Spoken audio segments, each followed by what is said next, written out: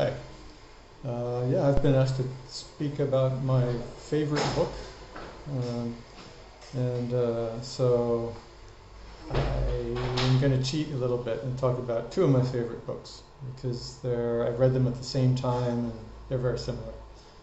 They're collections. They're two collections of essays by the American author David Foster Wallace. David Foster Wallace, who wrote both fiction and nonfiction.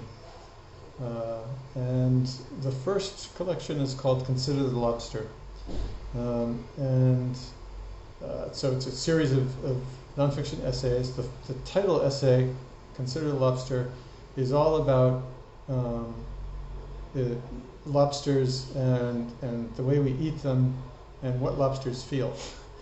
And the way we typically cook a lobster in the United States is we take a live lobster, we just put it in a big pot of boiling water.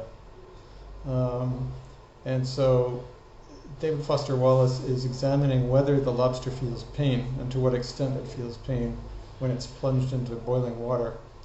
I'll sort of ruin it for you and tell you that, yeah, the author, the overwhelming evidence shows that lobsters do feel pain when they're plunged into boiling water. And yet we continue to eat them and enjoy eating them. But that's just one of many essays, wonderful essays.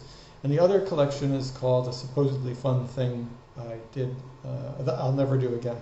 A supposedly fun thing that I'll never do again. And the title essay is all about his experience on a cruise ship. He takes a cruise. I think he's being paid by a magazine to go on a cruise and write about it. And he's being given permission to do that by the cruise company, which thinks that because they've given him this free luxurious cruise, he's going to write something nice about them. But he doesn't. He has a terrible experience. And so it doesn't really work out for the cruise company. But it's a wonderful essay. They're humorous essays. They're collections that, they're humorous. There's a degree of maybe, sort of satire in some of these essays.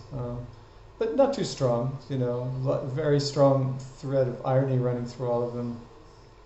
And the joy of reading his essays is just is the language. He's just so, his language is so precise and detailed, and yeah, they're a lot of fun to read.